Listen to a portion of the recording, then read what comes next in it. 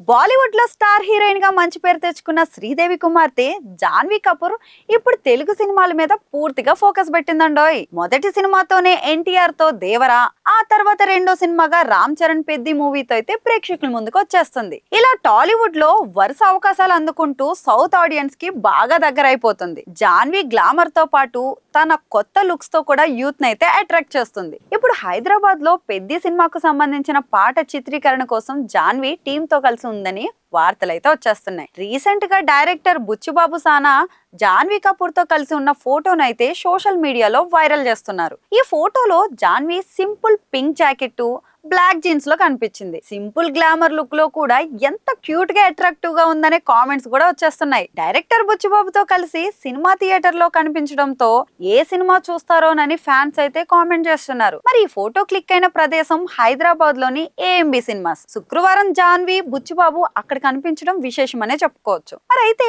ఆ సమయంలో థియేటర్ లో ఏ సినిమా ప్రివ్యూకి వెళ్లారో మాత్రం క్లారిటీ లేదండి. కొందరు ఫ్యాన్స్ మాత్రం హరిహర వీరమల్లు చూసారని అంటుండగా మరికొందరైతే వేరే మూవీ అని అభిప్రాయపడుతున్నారు. ఏదైనా గానీ జాన్వీ కపూర్ క్యాజువల్ లుక్ లో కనిపించడం మోడర్న్ యూత్ కి ఎంతగానో ఆకర్షించింది. ఇప్పుడు పెద్ది సినిమా షూటింగ్ అయితే చివరి దశకు చేరుకుంటుంది.